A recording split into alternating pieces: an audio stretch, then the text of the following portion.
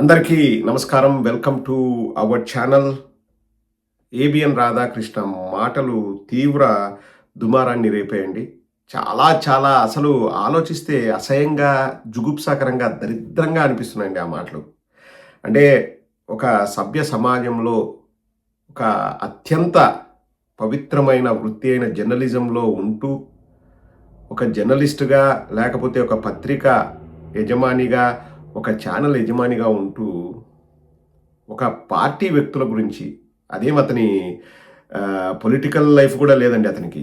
అంటే సపోజ్ చంద్రబాబు నాయుడు సంకనాకుతా ఉండొచ్చు, అవన్నీ ఉండొచ్చు. కానీ అతనేం డైరెక్ట్ పాలిటీషియన్ కాదు. వేరే పొలిటికల్ పార్టీలో ఉన్న క్యాడర్‌ని మాకు దాదాపుగా 1,30,00,000 ఓట్లు వచ్చాయి మాకు వైఎస్ఆర్ కాంగ్రెస్ పార్టీకి.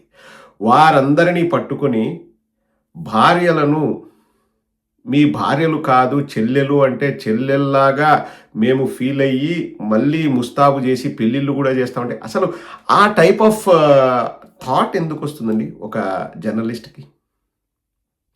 ఆ టైప్ ఆఫ్ థాట్ ఎందుకు వస్తుందో నాకు ఇంతవరకు అర్థం కావట్లేదండి. అంటే జర్నలిజం నువ్వు ఎలాగైనా చెప్పొచ్చు, అంటే ప్రజలకు అర్థమయ్యేలాగా చెప్పొచ్చు. కానీ ఇంట్లో ఆడవాళ్ళని సంబోధిస్తూ ఇటువంటి దరిద్రమైన ఐడియా నీచులకు, నికృష్టులకు, వెధవలకు, సన్నాసులకు తప్పితే మామూలు మనుషులకు ఎవ్వరికీ రాదండి.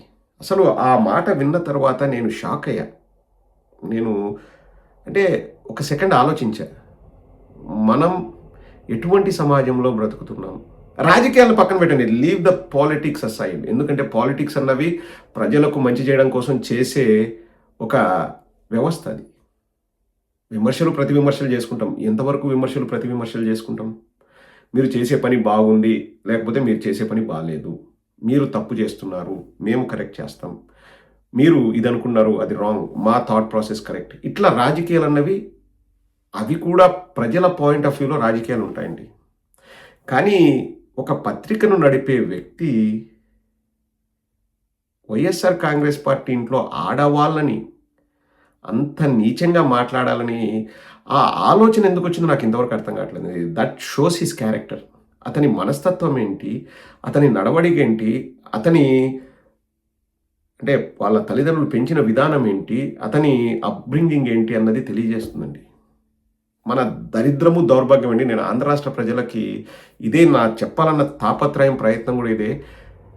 Media is in the wrong place అండి. It's not even in wrong place, it's in wrong people's hand. వాళ్ళ చేతుల్లోకి మీడియా వెళ్ళిన తర్వాత వాళ్ళు మాట్లాడే ప్రతి మాట, వాళ్ళు రాసే ప్రతి అక్షరం చంద్రబాబు నాయుడుకు మేలు జరుగుతుందా లేదా అని ఆలోచించే రాస్తారండి. ఇప్పుడు ఒక బెస్ట్ ఎగ్జాంపుల్ అండి, బూత్ కిట్ అనే వ్యక్తికి వాళ్ళ రాష్ట్రం పైన మమకారము, ప్రేమ ఉంటే అక్కడ రాజకీయాలు ఉన్నాయి, అక్కడ చేయాల్సిన రాజకీయాలని చేయొచ్చు. కానీ ఎందుకు అనునిత్యం ఆంధ్రప్రదేశ్ పైన, మరీ ముఖ్యంగా జగన్మోహన్ రెడ్డి గారి పైన విషయం జిమ్ముతాడు ఎందుకు? ఒకసారి మీరు ఆలోచించండి. అనునిత్యం ఎవ్రీ సెకండ్ జగన్మోహన్ రెడ్డి గారిని, వైఎస్ఆర్ కాంగ్రెస్ పార్టీని తిట్టడానికి నేను ఉన్నాను అన్నట్లు వాళ్ళు ఎందుకు బిహేవ్ చేస్తారండి? మీరు ఒక 10 యూట్యూబ్ వీడియోస్ చూడండి ఏబిఎన్లో, ఒక 10 థంబ్నెయిల్స్ చూడండి. నేను బాండ్ పేపర్ మీద రాయిస్తా, 9 జగన్మోహన్ రెడ్డి గారిని, వైఎస్ఆర్ కాంగ్రెస్ పార్టీని విమర్శిస్తూనే ఉంటాయి. ఎందుకంత? నువ్వు ఒక ఛానల్ నడుపుకుంటున్నావు, ఒక పత్రిక నడుపుకుంటున్నావు అంటే ఇప్పుడు అవి కరపత్రాలు అనేదానికి కూడా లేదండి. ఇప్పుడు ఒకప్పుడు రాజశేఖర రెడ్డి గారు అనేవారు, ఈనాడు పేపరు కరపత్రం అయిపోయింది తెలుగుదేశం కానీ. ఇప్పుడు కరపత్రం కూడా కాదండి, అవుట్ రైట్గా వాళ్ళే టీడీపీని మేము రూల్ చేస్తున్నాము, లేకపోతే మేము డిక్టేట్ చేస్తున్నాం అనే స్థాయికి ఎదిగారండి వాళ్ళు. అంటే విషం చిమ్మడం, విషం కక్కడం. ఇక్కడ నేను ఒక్కటే అప్రిషియేట్ చేస్తానండి మా వైఎస్ఆర్ కాంగ్రెస్ పార్టీ వాళ్ళని. నేను ఈరోజు అందరూ రాసిన మెసేజ్లు చూశాను, ట్విట్టర్లో కానీ, ఫేస్బుక్లో కానీ, లేకపోతే వీడియోస్ చూశాను. ఎవ్వరు కూడా ఏబిఎన్ రాధాకృష్ణ వ్యక్తిగత జీవితం గురించి మాట్లాడలేదండి. అవసరం కూడా లేదు. నాకు వాస్తవంగా చెప్తానండి, చాలామంది చాలా విషయాలు చెప్తూ ఉంటారు.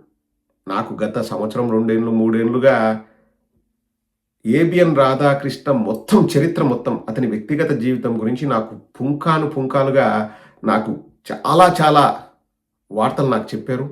నా దగ్గర అన్ని వాస్తవాలే, నా దగ్గర ఆధారాలతో సహా ఇన్ఫర్మేషన్లు ఉన్నాయి.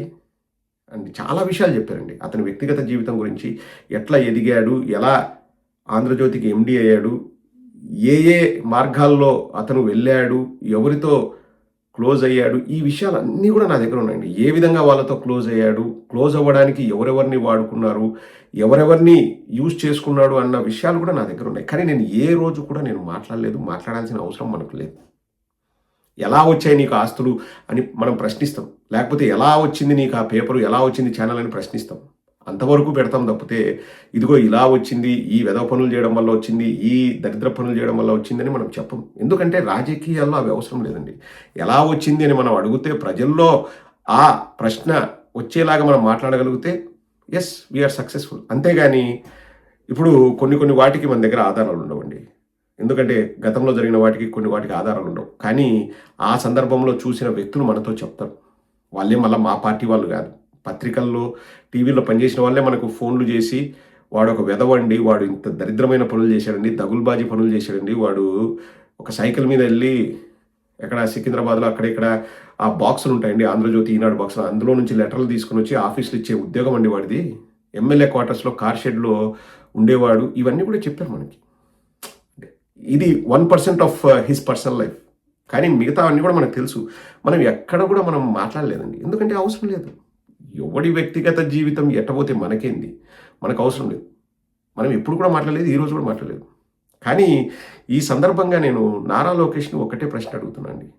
నారా లోకేష్ గారు ఆడవారి గురించి మాట్లాడితే నేను సహించను అని అసెంబ్లీలో, మండలిలో ఇలా సైడ్కు చూస్తూ ఇలా చూస్తూ ఏ మహిళనన్నా నేను తట్టుకోను, ఏ మహిళనన్నా నేను ఇది చేయను అని అంటారే. 1,30,00,000 మంది మాకు ఓట్లు వేశారు వైఎస్ఆర్ కాంగ్రెస్ పార్టీలో. వాళ్ళు మా కార్యకర్తలు. అందులో సగం మంది మహిళలు ఉంటారు.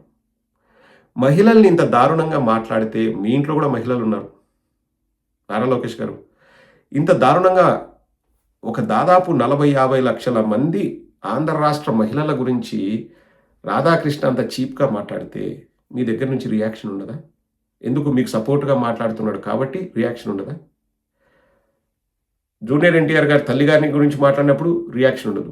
డ్రగ్స్ తీసుకుంటూ పుట్టా మహేష్ పట్టుకున్నప్పుడు రియాక్షన్ ఉండదు. కోనేటి ఆదిమూలం చేతిలో నేను మోసగించబడ్డాను అని ఆ మహిళ మీ దగ్గరకు వచ్చి మొరపెట్టుకున్న మీరు రియాక్ట్ కాకపోతే, ఆవిడ బయటికి వచ్చేసి పబ్లిక్లో వీడియో రిలీజ్ చేసింది. తిరుపతిలో ఒక హోటల్ రూమ్లో నా చేత ఎటువంటి గలీజ్ పని చేయించాడని కోనేటి ఆదిమూలం బాధితురాలు బయటకు వచ్చింది. మీరేమైనా కోనేటి ఆదిమూలం పైన యాక్షన్ తీసుకున్నారా? కొద్ది రోజులు పక్కన పెట్టారు, మళ్ళీ అతను అసెంబ్లీకి కూడా వచ్చాడు. రవశ్రీధర్ విషయంలో మహిళకు ఏం జరిగింది? ఏం న్యాయం జరిగింది? బిఆర్ నాయుడు విషయంలో మీరు ఏమైనా బయటకు వచ్చి మాట్లాడారా? అంటే సెలెక్టివ్గా మహిళల్ని, మా అమ్మనంటే ఊరుకోను, మహిళలంటే ఊరుకోనని లెక్చర్లు ఇస్తే సరిపోదు. నారా లోకేష్, ఇదేనా నీ నిజాయితీ, నీ మంచితనం ఇదేనా? ఒకసారి ఆంధ్ర రాష్ట్ర ప్రజల్ని ఆలోచించమని అడుగుతున్నానండి. మా వైఎస్ఆర్ కాంగ్రెస్ పార్టీ వాళ్ళకు నేను హ్యాట్స్ ఆఫ్. వాళ్ళు ఎక్కడ కూడా సంయమనం కోల్పోకుండా, బూతుకిట్టు అంత దరిద్రంగా మాట్లాడకుండా, వాళ్ళు చాలా విజ్ఞతతో ఆలోచించి ఎస్ అతను మాట్లాడిన తప్పని ఖండించని తప్పితే ఎక్కడ కూడా చెడ్డ మాటలు మాట్లాడలేదు. ఒకసారి ఆంధ్ర రాష్ట్ర ప్రజల్ని ఆలోచించమని అడుగుతున్నాను. వీళ్ళా అండి పత్రికలు రన్ చేసేది, వీళ్ళా అండి ఛానల్ రన్ చేసేది? ఒక చదువుకున్న వ్యక్తిగా నేను చెప్తున్నానండి.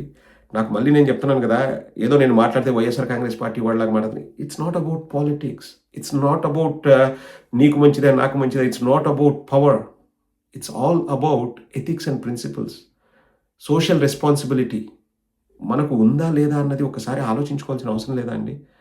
మరీ ముఖ్యంగా when we are saying something to the public, మనము పబ్లిక్ ఏదైనా చెప్పేటప్పుడు, మనం ఉపన్యాసాలు ఇచ్చేటప్పుడు, లేకపోతే మనం నీతి మాటలు చెప్పేటప్పుడు, నేను చెప్పేది వినండి అని మనము ఆ పొజిషన్ నుంచి మాట్లాడేటప్పుడు మనం ఏం మాట్లాడుతున్నామో ఒకసారి మనం ఆలోచించుకోవాల్సిన అవసరం ఉందా లేదా అండి? ఆంధ్ర రాష్ట్ర ప్రజలను అడుగుతున్నాం. మీరు కింద కామెంట్ సెక్షన్లో పెట్టండి. మనము అవుట్రైట్గా ఖండించాల్సిన అవసరం అయితే ఉందండి. ఇటువంటి వెధవల్ని అవుట్రైట్గా తిప్పి కొట్టాల్సిన అవసరం అయితే ఉంది.